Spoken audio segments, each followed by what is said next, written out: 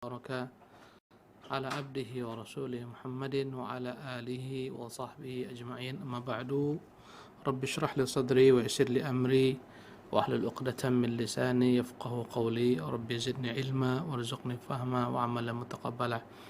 Para pemirsa dimanapun Anda berada dan para pendengar sekalian, senang sekali rasanya pada hari ini kita dapat dipertemukan oleh Allah Subhanahu wa taala dalam kajian ilmiah yang berkaitan dengan perkara menikah yang kita ambil daripada buah karya salah seorang murid Syekh Al-Albani rahimahullah, Abu Ishaq Al-Huwaini hafizahullah tabaraka ta'ala, yang berjudul Al-Insyirah fi Adabin Nikah. Semoga Allah Jalla wa'ala, kita bermohon dengan nama-namanya yang maha mulia dan sifat-sifatnya maha tinggi, memudahkan kita untuk memahami pembahasan tentang nikah ini dan menjadi pelajaran bagi kita, bagi para pemuda yang ingin menikah, dan juga pelajaran bagi setiap ikhwan maupun akhwat fillah bagaimana kelak setelah menikah, adab-adab dalam pernikahan dan seterusnya. Wabillahi taufiq. Kita akan mulai insyaallah tabaraka taala. Berkata Syekh Abu Ishaq Al-Huwaini hafizahullah tabaraka taala, az-zawaju wa amaratul kaun, pernikahan dan memakmurkan bumi. Pemirsa yang dimuliakan oleh Allah Subhanahu wa taala, adalah merupakan bagian daripada rahmat Allah Subhanahu wa taala agar senantiasa bumi ini makmur. Allah Subhanahu wa taala ciptakan insting wanita tertarik kepada pria, pria tertarik kepada wanita. Dan dengan itulah Allah Subhanahu wa taala buahkan daripada mereka dalam hubungan yang syar'i anak, dan dari itulah ya generasi demi generasi datang silih berganti agar bumi ini makmur dengan manusia.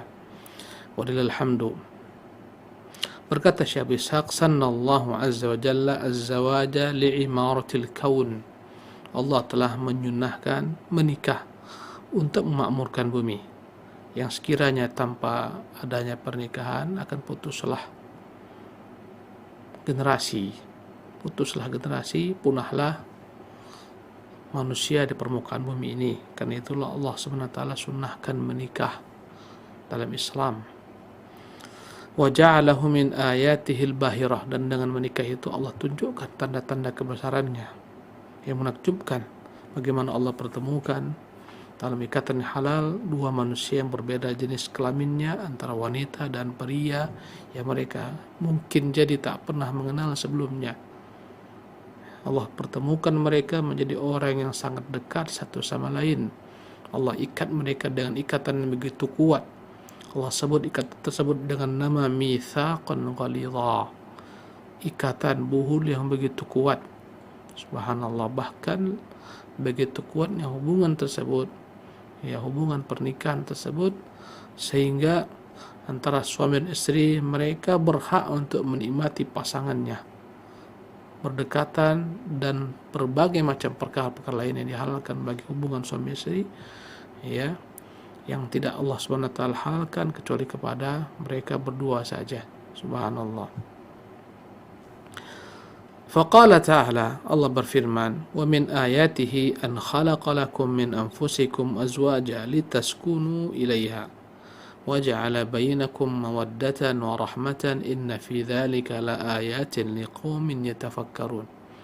Dalam surah Ar-Rum pada ayat ke-21 Allah Jalla wa Ala berfirman, dan di antara tanda-tandanya, di antara tanda-tanda keagungan Allah, kebesaran Allah Subhanahu wa taala, an khalaqa lakum min anfusikum azwaja, tatkala Allah menciptakan bagi kalian dari diri kalian pasangan-pasangan.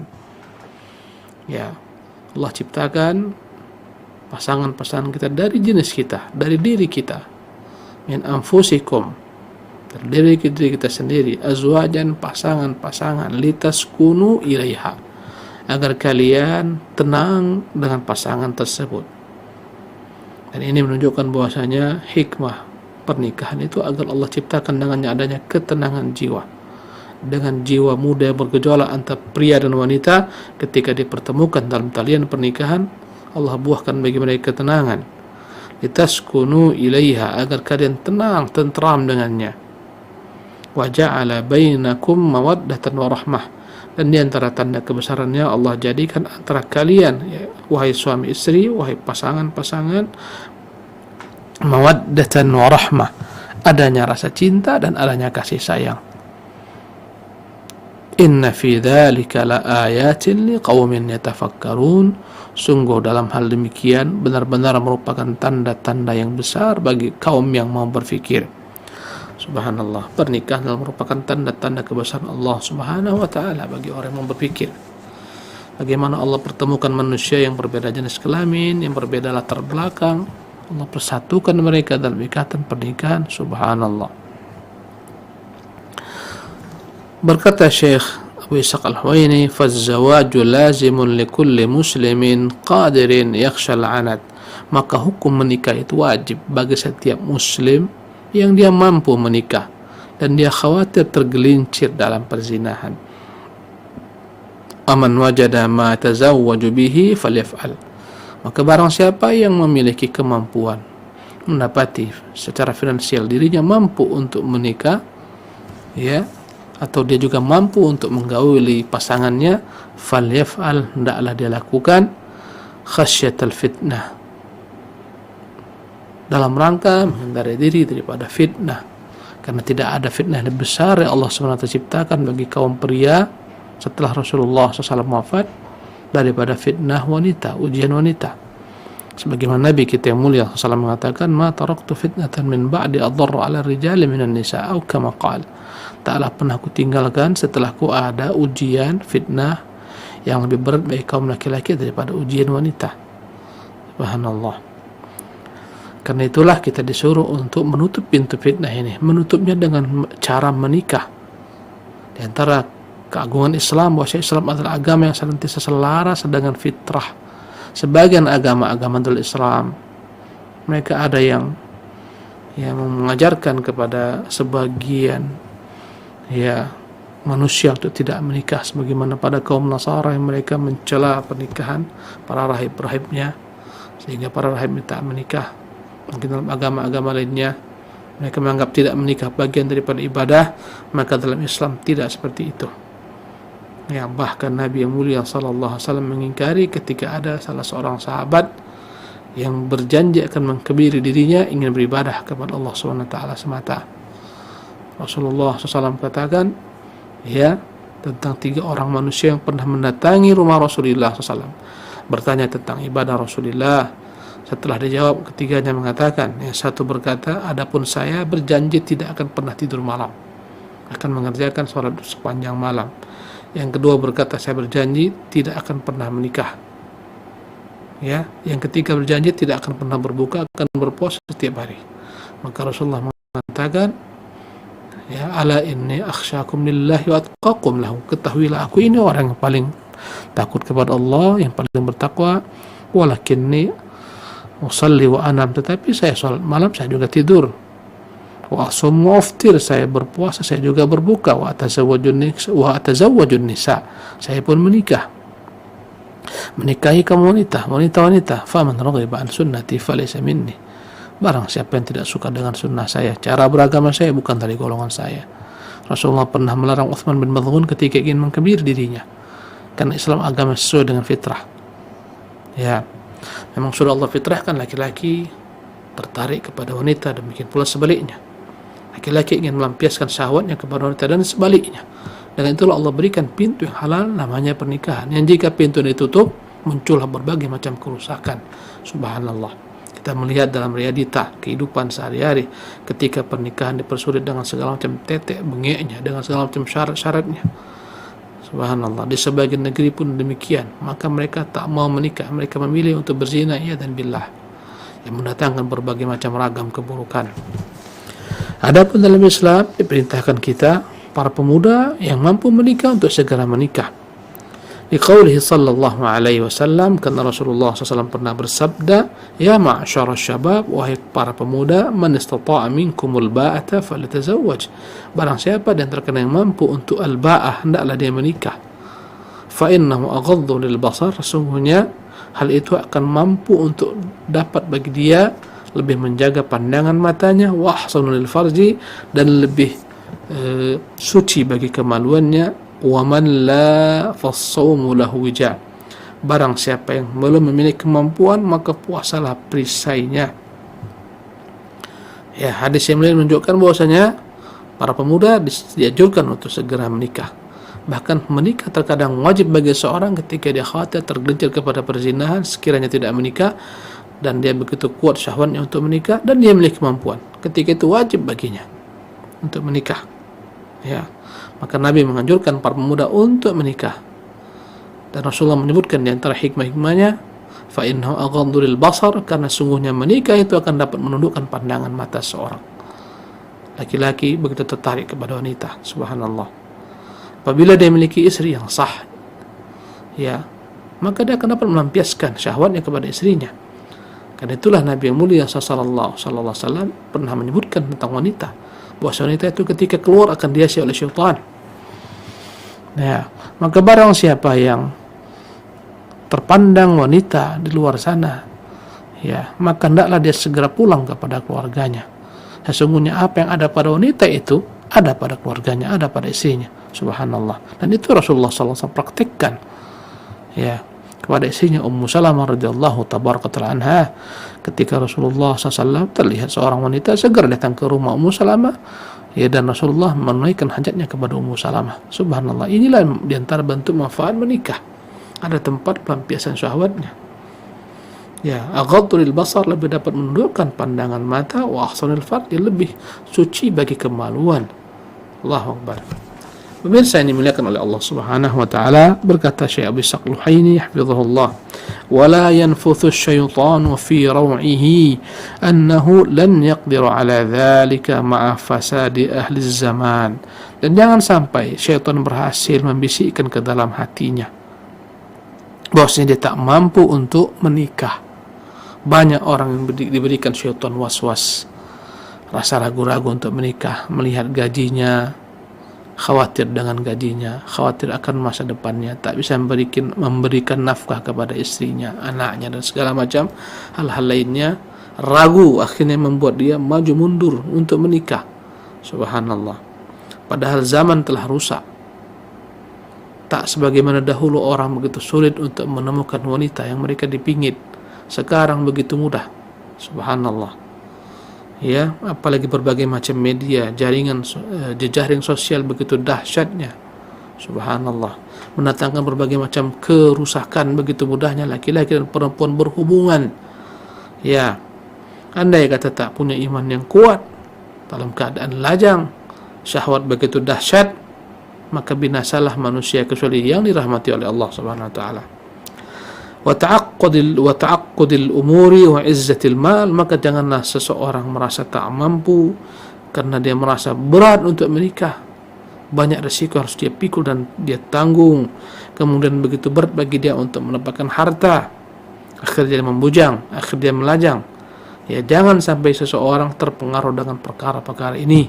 Yakinlah dia, tak dia mau menikah, Allah Subhanahu wa taala akan bantu dia, mudahkan urusannya. Jika dia menikah karena Allah Subhanahu wa taala dalam rangka menjalankan sunnah Nabi, melampiaskan syahwat pada tempat yang halal, yakinlah, pastikan Allah Subhanahu wa taala akan menolongnya.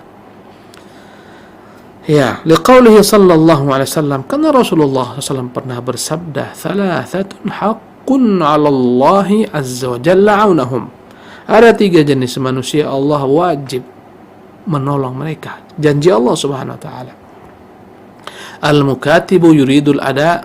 Yang pertama, seorang budak yang ingin bebas dari tuannya dengan membeli dirinya, membayar secara cicil, menebus dirinya agar merdeka. Seorang budak yang seperti ini kondisinya, Allah akan mudahkan begini untuk menebus dirinya dengan izin Allah SWT. Yang pertama. Yang kedua, wannakihu yabghil afafah. Seorang yang ingin menikah karena ingin kesucian diri. Subhanallah.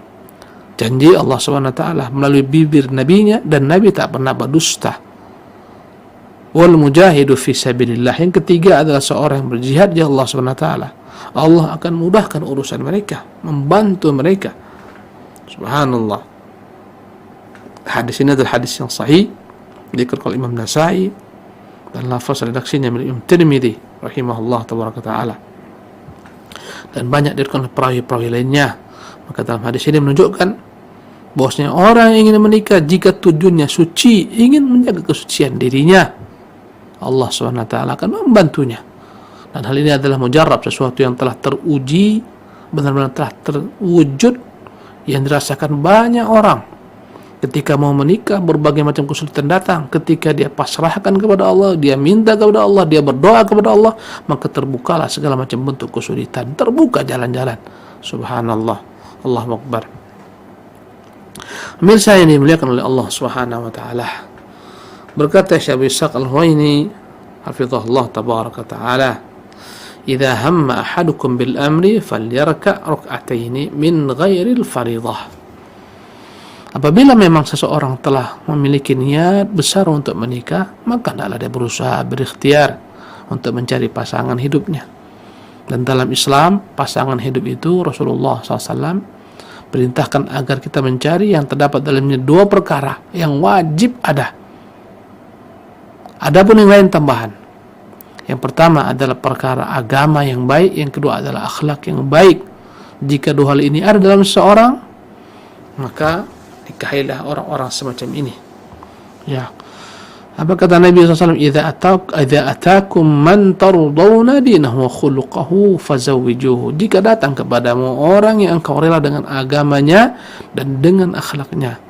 Baiknya agama ditandai dengan hubungannya kepada Allah yang mesra, menjaga kewajiban yang Allah bebankan, menjaga salat 5 waktu, menjaga hijab jika seorang wanita, ya, menjaga puasa Ramadan dan semacamnya. Menunjukkan baiknya agamanya kepada Allah SWT. Baiknya akhlak yang ditunjukkan dengan sikapnya dan muamalatnya kepada manusia, kepada keluarganya, kepada orang tuanya, ayah ibunya, kepada kerabatnya, kepada tetangganya, kepada kawannya. Jika dua hal ini terdapat dalam diri seorang, nikahilah dia. Subhanallah. Dan berkata Syekh Abu Ishaq, jika salah seorang ingin segera menikah, ya, dan dia telah menemukan calon pasangannya, hendaklah dia melakukan sholat 2 rakaat yang disebut dengan nama sholat istikharah. Ya, hendaklah kita bermusyawarah kepada Allah SWT dalam menentukan pasangan hidup, karena semua di tangan Allah Subhanahu wa taala. Ya, sebagaimana Rasul ajarkan, thumma liyaqul, kemudian hendaklah dia berkata, Allahumma inni astakhiruka biilmik. Ya Tuhan, sesungguhnya aku memohon untukmu agar kau berikan bagiku pilihan dengan ilmumu. Wa astaqdiruka biqudratika, aku memohon dengan kekuasaanmu. Wa as'aluka min fadlikal azim, aku bermohon wahai Tuhan dengan karuniamu yang begitu agung. Fa innaka taqdiru wal aqdir, engkau yang mampu melakukan segala sesuatu, aku tak mampu. Wa ta'lam wa la a'lam, engkau yang tahu segala sesuatu, aku tak tahu. Wa anta 'allamul ghuyub, engkau tahu segala sesuatu yang gaib. Allahumma in kunta ta'lamu, ya Allah sekiranya engkau tahu, anna hadzal amru, jika urusan ini menikah dengan si fulana atau dengan si fulan, khairun li, adalah kebaikan bagiku, fi dini, dalam urusan agamaku, wa ma'ashi, dalam urusan kehidupanku, wa aqibati amri, dalam masa depanku kelak, atau qala fi ajili amri wa ajili, baik masa depan jangka pendek atau jangka panjang. Faqdurhu li, maka ya Tuhan takdirkanlah hal itu untukku. Wa yassirhu li, mudahkan dia untukku. Thumma barik li fihi, kemudian wahai Tuhan berilah aku keberkahan pada urusan tersebut. Wa in kunta ta'lamu anna hadzal amra, jika engkau tahu wahai Tuhan urusan ini syarrun li fi dini, jelek, buruk bagiku dalam perkara agamaku, wa ma'ashi, dalam perkara kehidupanku, wa aqibati amri, dalam urusan kedepanku, au qala fi ajili amri wa ajilih, dalam urusan jangka pendek dan jangka panjang, fasrifhu anni, maka palingkan urusan ini daripadaku, wasrifni anhu, jauhkan aku daripadanya pula, waqdur lil khaira haitsu kunt, ya Tuhan tentukan bagiku kebaikan dimanapun aku berada. Tsumardini bihi, kemudian berilah aku ya Tuhan agar senantiasa ridho dengan segala ketetapanku. Qala wa yusammi hajatah, kemudian hendaklah dia menyebutkan hajatnya. Hadis ini hadis riwayat Imam Bukhari, ya, rahimahullah tabaraka taala, dan yang lain-lainnya. Jadi ini yang dilakukan oleh seseorang ketika ingin menikah, ketika dia ragu dengan pilihannya, hendaklah dia mengerjakan solat istikharah terlebih dahulu. Ya. Wa tustahabbu salatul istikharati fil hazi'il akhir min al-lail. Berkata Syekh Abu Ishaq Al-Huwaini, dan dianjurkan dalam melaksanakan istikharah ini adalah seorang milih waktu ya di tengah malam atau di akhir malam, lima fi dzalika min safa'id nafsi, karena waktu itu adalah waktu yang dalam kondisi jiwa dan dalam keadaan tenang, wa bu'dil mar'i amma yunaghisu alaihi salatah, dalam keadaan seorang dapat fokus konsentrasi dari segala sesuatu yang dapat mengganggu kekhusyukan salatnya. Wa yad'u du'a al-istikharah ba'da an yafrugha min salatih. Hendaklah dia berdoa dengan doa istikharah setelah selesai salatnya. Subhanallah. Qala an-Nawawi fil adhkar, berkata Imam an-Nawawi dalam kitabnya al-Adhkar, yaqra'u fi rak'atil ula ba'da al-Fatihah qul ya ayyuhal kafirun. Dia membaca setelah Fatihah di rakaat pertama surat Al-Kafirun, qul ya ayyuhal kafirun, wa fi tsaniyah qul huwallahu ahad, dan pada rakaat kedua setelah Fatihah membaca Al-Ikhlas, qul huwallahu ahad. Walau ta'adzarat alaihi salat istakhara bid-du'a, sekiranya tak mampu dia mengerjakan salat ya dalam segala macam sebab keadaan, maka hendaklah dia jangan lupakan doa dengan salat, dengan doa. Qala wa idza istakhara madha ba'daha lima yansharihu lahu sadruh. Apabila dia telah istikharah, maka hendaklah dia melakukan apa yang sekiranya tenang, tentram hatinya mengerjakannya. Apakah yang A atau yang B, antara menikah dengannya atau meninggalkan, membatalkan, melihat di mana ketentraman hatinya berada. Qultu amma ta'yin qira'ati hataini surataini falam yathbut min wajhin yu'taddu bih. Berkata Abi Ishaq Al-Huwaini mengkomentari perkataan Imam An-Nawawi rahimahullah, adapun ucapan beliau menyunahkan membaca surat Al-Kafirun pada rakaat pertama dan Al-Ikhlas pada rakaat kedua, tidak terdapat padanya keterangan dari Nabi yang mulia sallallahu alaihi wasallam. Wa qawluhu idza istakhara madha, dan perkataan Imam Nawawi jika dia telah melakukan istikharah hendaklah dia melanjutkan ya keinginannya. Ta'aqqaba al-Hafidz fil Fath biqaulihi, dikomentari oleh Al-Hafidz Ibnu Hajar dalam kitabnya Al-Fathul Bari dengan perkataannya, wal mu'tamad annahu la yaf'al ma yansharihu bi sadruhu mimma kana lahu fi hawan qawiyyin qabla istikharah. Berkata Al-Hafidz, ya setelah orang istikharah, kata Imam Nawawi, hendaklah melakukan perbuatan tersebut, yang menjalankan apa yang dia inginkan. Berkata Al-Hafidz mengkomentari, wal mu'tamad, yang benar, annahu la yaf'al ma yansharihu bi sadruh, janganlah dia melakukan apa yang tenang bagi dirinya, mimma kana lahu fi hawan qawi, jika memang terdapat sebelumnya memang kecenderungan hawa nafsu yang kuat, qabla istikharah, sebelum dia melakukan istikharah.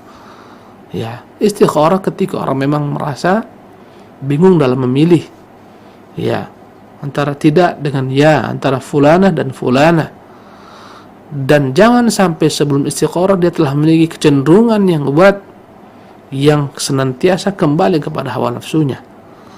Wa ila dzalika al-isyarah biqaulihi fi akhir hadits Abi Sa'id, wala haula wala quwwata illa billah, wala haula wala quwwata illa billah. Dan ada isyarat dalam hadis tambahan yang dikatakan oleh Abu Sa'id Al-Khudri dengan perkataan wala haula wala quwwata illa billah, tidak ada upaya dan kekuatan kecuali Allah Subhanahu wa taala semata.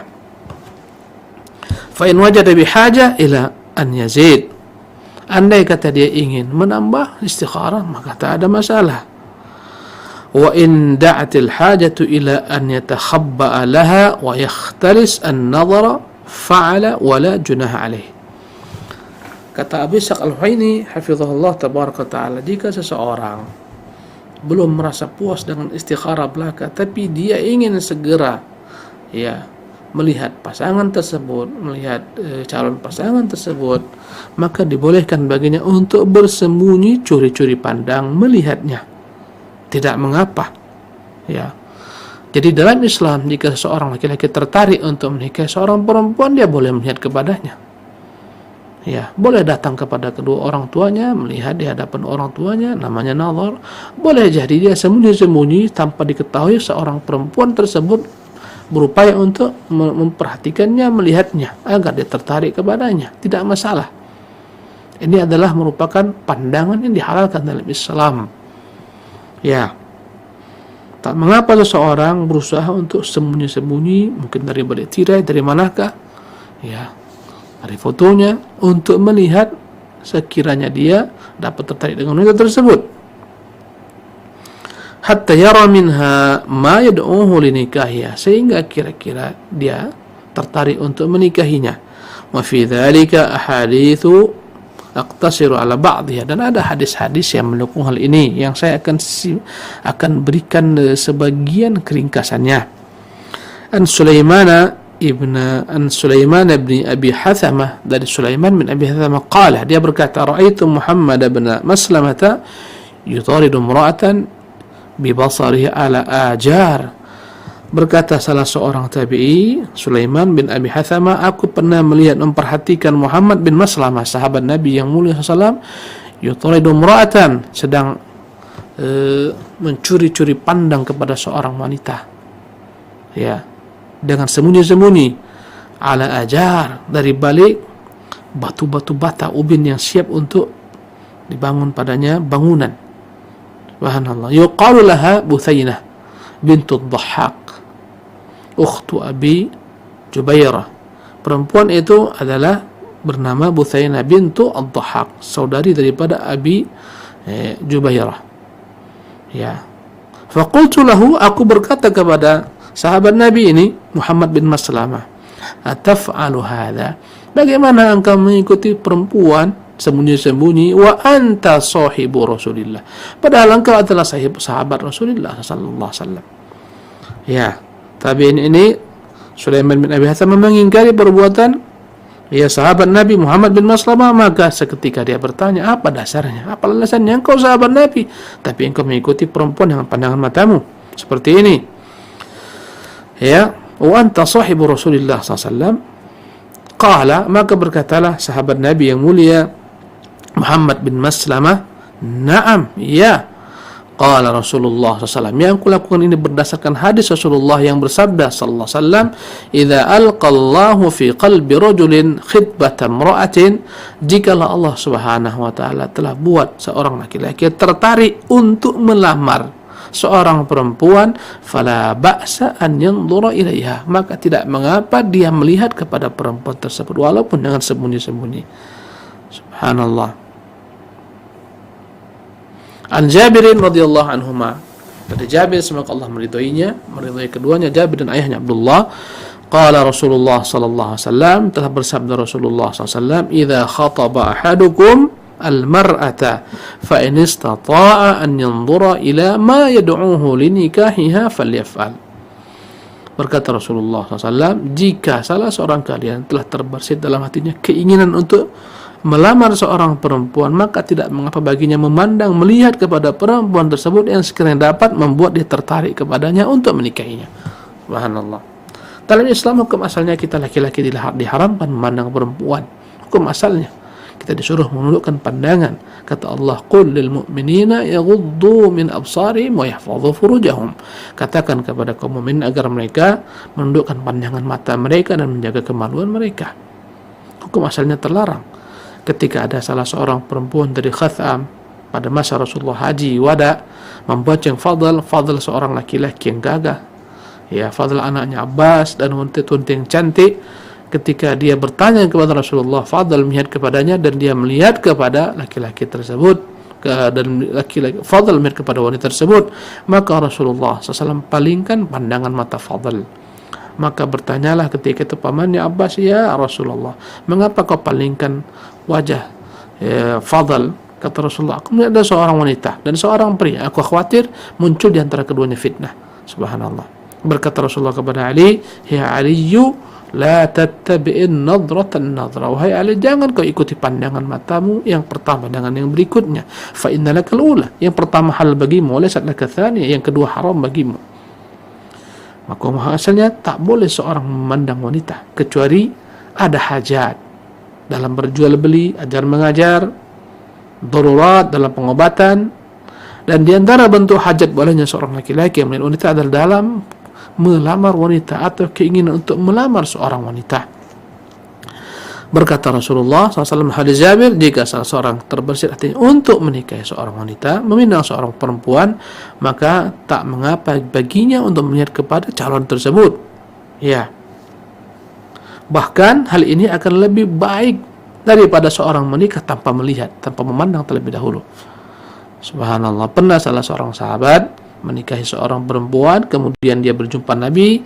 Ya Rasulullah SAW bertanya kepadanya, hal nazarta ilaiha, apakah engkau telah melihatnya? Dia bilang, la ya Rasul, belum. Kata Nabi, irji fanzur ilaiha, pulanglah engkau lihat dia, fa innahu ahra an yu'lima bainakum, sesungguhnya engkau dengan melihat tersebut akan dapat melanggengkan pernikahanmu ke depan. Kata orang-orang Melayu, ya, dari mata turun ke hati, dengan memandang muncullah kecintaan, subhanallah, terhadap pasangan. Karena itulah diperintahkan untuk melihat terlebih dahulu. Ya, apalagi orang tersebut adalah orang yang akan menjadi bagian daripada hidup kita, pasangan hidup kita. Tak mungkin kita tidak melihat terlebih dahulu. Ya, tidaklah dilihat. Baik melihatnya secara resmi di hadapan walinya ataupun tak resmi tanpa sepengetahuan tersebut. Ya. Qala Jabir, berkata Jabir bin Abdullah, falaqad khatibtum ra'atan min Bani Salimah. Pernah aku melamar seorang wanita dari suku Bani Salimah, fakuntu atakhabba'u fi usulin nakhli. Aku sengaja bersembunyi di balik-balik pohon-pohon kurma. Subhanallah. Hatta ra'aitu minha ba'd ma a'jabani. Sehingga aku berhasil melihat dia yang membuat aku terpesona. Fatazawwajtuha, dengan itulah aku menikahinya. Anil Mughirah bin Syu'bah, terdapat riwayat daripada Mughirah bin Syu'bah, qala, dia berkata, khatabtu imra'atan, aku pernah menikah seorang wanita. Faqala lin-nabiy sallallahu alaihi wasallam, maka berkatalah kepada Rasulullah sallallahu alaihi wasallam, hal nazarta ilaiha, apakah engkau telah melihat kepadanya? Qultu la, aku katakan la, belum. Qala fanzur ilaiha, engkau hendaklah melihatnya, fa innahu ahra an yu'lima bainakuma, itu lebih layak untuk membuat langgengnya hubungan antara kalian berdua. Baik laki-laki yang melihat kepada wanita, wanita pun melihat kepada laki-laki. Kesalahan sebagian orang ketika Allah halalkan mereka saling melihat, banyak ikhwan-ikhwan atau akhwat yang malu-malu ketika nazar. Akhirnya tak dilihat dengan benar, sekedar lihat sudah selesai. Setelah itu jadilah lamaran. Subhanallah. Ketika sudah terjadi lamar-melamar, jalan sebulan, 2 bulan, dia melihat kembali kepada calon pasangan tersebut, ternyata hambar pandangan matanya. Subhanallah. Akhirnya ragu-ragu untuk menikahinya. Banyak hal yang terjadi. Allah halalkan, silakan lihat. Lihat dengan jelas. Lihatlah bagaimana Rasulullah SAW mengajarkan kepada kita dalam masalah ini. Ketika ada seorang perempuan berkata, ya Rasulullah, tazawwajni, nikahi saya. Dalam riwayat, wahabtu nafsi lak, ya Rasulullah, aku serahkan diriku untukmu. Maka Rasulullah fanadhara ilaiha, Rasulullah melihat, wasawwabahu, Rasulullah melihat perempuan tersebut dengan pandangan yang kuat dari atas ke bawah, dari bawah ke atas, dan Rasulullah diam. Sehingga perempuan itu pun duduk. Tatkala Rasulullah tidak mengucapkan apapun juga, berkatalah salah seorang sahabat, ya Rasulullah, in lam yakun laka bihajatan fazawwijniha, jika engkau tidak berhajat kepada perempuan ini, nikahkan saya dengannya. Subhanallah. Intinya Rasulullah melihat. Ya. Fa in ra'a ma yad'uhu li nikahiha falyataqaddam ila khitbatiha mura'iyan fi dhalika umuran. Apabila memang dia telah tertarik untuk menikahi perempuan tersebut, maka hendaklah segera dia datang melamarnya. Dan perhatikan adab-adab berikut ini. Ya. Apabila engkau tertarik kepada seorang perempuan, nyatakan, lamar. Apakah diterima ataukah ditolak? Yang jelas kau jalan. Subhanallah. Ya, jangan sampai diam tertarik kepada seorang perempuan, akhirnya dilamar laki-laki lain, engkau pun menyesal. Katakan, maju. Ya. Jangan takut ditolak. Sekiranya Allah Subhanahu wa taala takdirkan engkau tak berjodoh dengan yang kau ditolak, memang bukan jodohmu. Tapi katakan, nyatakan perasaanmu. Banyak yang terjadi.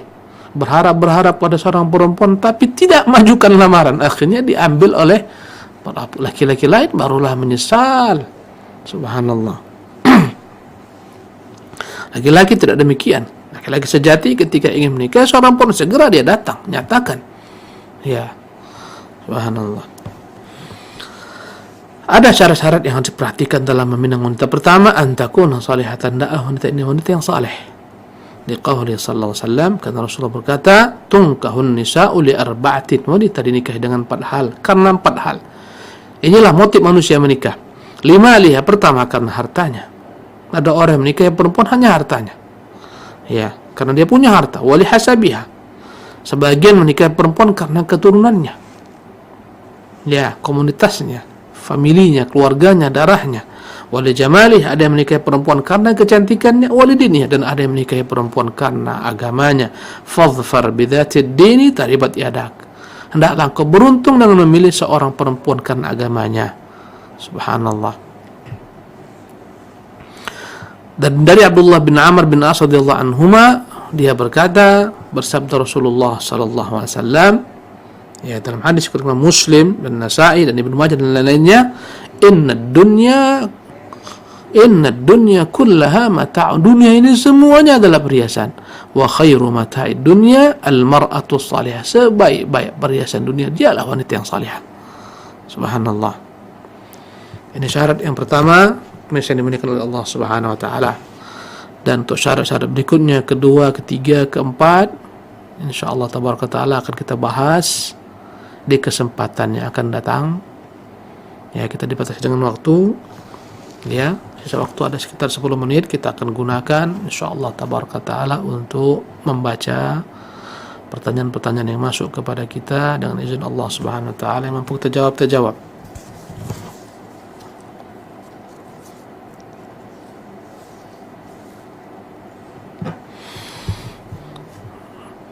Ada pertanyaan yang pertama. Bismillah.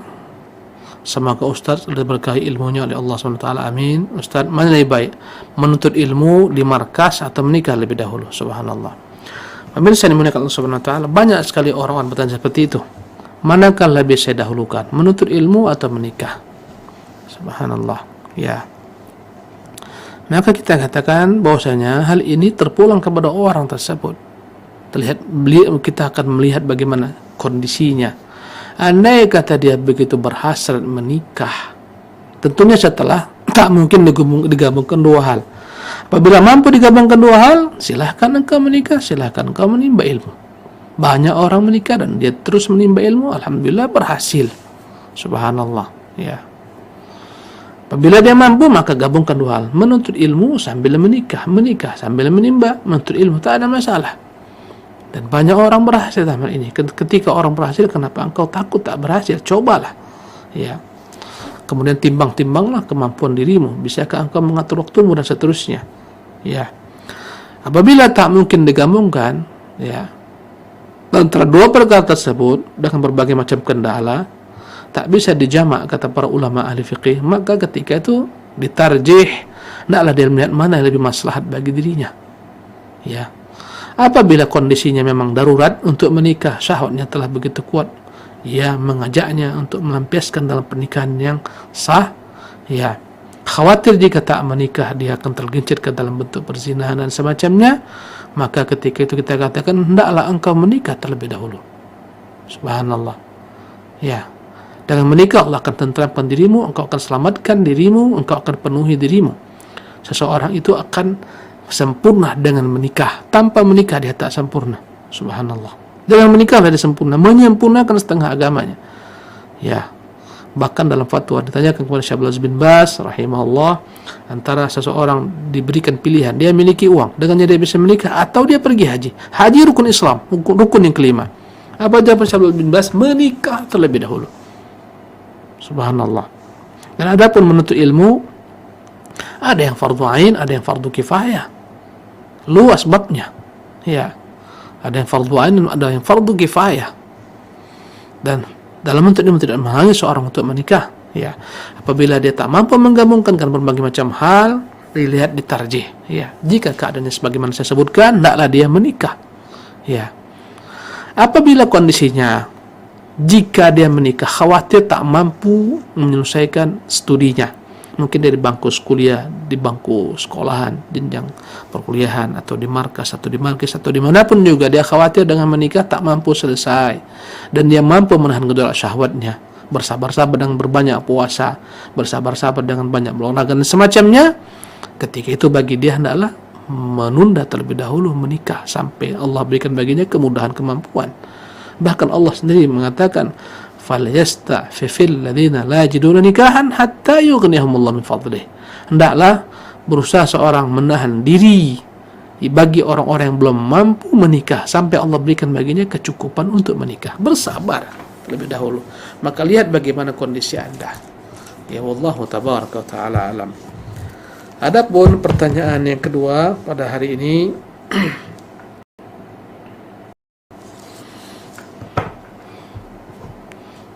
apa hukumnya bila seseorang melakukan akad pernikahan melalui telepon, yang dimana dalam kondisi sekarang ini tidak memungkinkan untuk akad secara langsung? Bagaimana kata cara yang benar menurut Islam? Ya, bismillah, alhamdulillah, ba'du. Sebagian ulama melarang akad pernikahan melalui telepon. Ya, karena hal ini ya bisa mendatangkan berbagai macam bentuk syubhat. Ya. Maka kita katakan hukum asalnya tak boleh orang menikah melalui telepon. Ya, karena suara bisa dipalsukan, suara bisa diedit dan segala macam. Ya, hukum asalnya. Hukum asalnya tak boleh. Tapi jika qadar Allah tabaraka wa ta'ala memang tak memungkinkan bertemu, ya, kemudian dapat dipastikan suaranya benar dengan adanya saksi-saksi antara wali perempuan dan laki-laki yang ingin menikah ini memang benar orangnya demikian, maka mereka melaksanakan akad melalui telepon dengan saksi-saksi yang memang dapat memastikan kebenaran itu orangnya, bukan orang lain, bukan editan dan seterusnya. Maka kita katakan sah pernikahannya, wallahu tabaraka wa ta'ala alam. Tapi tidak kita anjurkan kecuali dalam kondisi yang sifatnya darurat sekali, wallahu tabaraka wa ta'ala alam. Kemudian pertanyaan yang ketiga, apakah seorang istri yang tak bisa mencintai suaminya lagi termasuk istri yang durhaka? Subhanallah.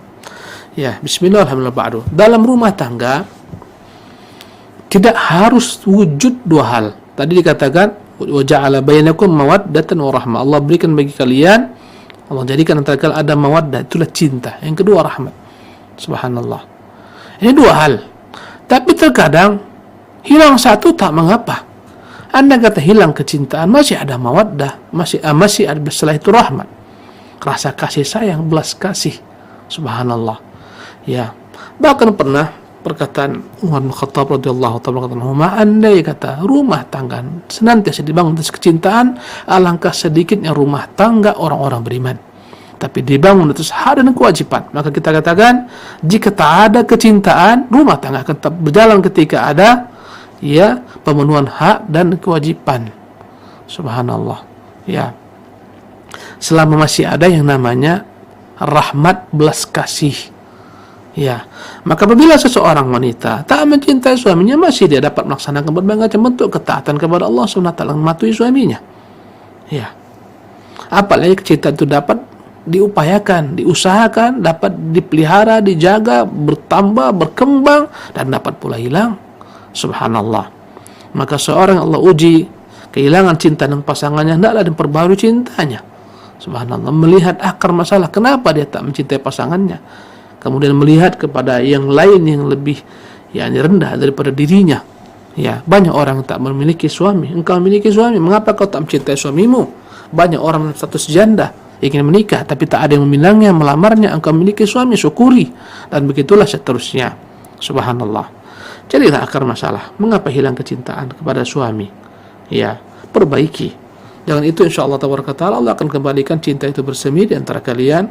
Wallahu tabaraka taala alam. Pertanyaan yang keempat, ya, apakah seorang wanita boleh nikah siri dengan wali hakim meskipun ayahnya masih ada? Ya, bismillah, alhamdulillah. Ya, dalam menikah seseorang itu wajib diketahui oleh walinya, dan dinikahkan oleh walinya, atau walinya mewakilkan kepada hakim. Dilarang seorang perempuan menikah tanpa wali. Nanti kita akan bacakan ke depan hadisnya, ya, bahwasanya perempuan wajib menikah dengan adanya wali. Wali itu adalah ayah bagi seorang wanita. Ayahnya, jika ayah tak ada, maka kakeknya. Ya, jika kakeknya tak ada, dia punya anak yang sudah bisa menikahkan dia, anaknya menikahkannya, atau saudaranya, atau paman daripada pihak ayahnya, sebagaimana yang diurut oleh para ulama-ulama fikih. Harus ada wali. Dan wali boleh mewakilkan jika sekiranya wali mewakilkan kepada hakim, kantor urusan agama, Pak, silahkan Bapak yang akad, saya wakilkan, tak mengapa. Atau diwakilkan kepada orang lain, tak mengapa, tapi harus ada izin daripadanya. Maka pernikahan harus dengan wali atau izin daripada sang wali yang diwakilkan dengan orang lain. Dan yang namanya kantor urusan agama kuat tidak akan menikahkan tanpa ada wali. Mereka akan tanya wali. Ya. Maka ketika seseorang ditanya, janganlah dia berbohong. Dalam hal ini banyak perempuan yang berbohong. Akhirnya dinikahkan oleh penghulu padahal dia belum izin kepada walinya atau tak disetujui walinya. Ya, dan seterusnya, berbahaya dalam hal ini. Subhanallah. Ya. Maka jangan sampai seorang itu menikah tanpa izin walinya. Izinlah wali. Andai kata memang ada masalah, ya, mungkin wali tak setuju, hendaklah bicarakan dengan baik-baik sampai akhirnya setuju. Wallahu tabaraka wa ta'ala alam.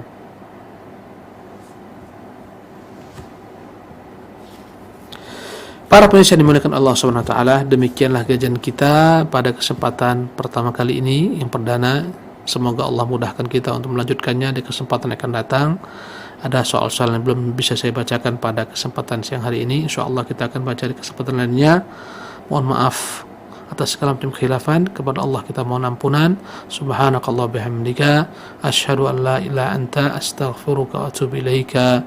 Wassalamualaikum warahmatullahi wabarakatuh.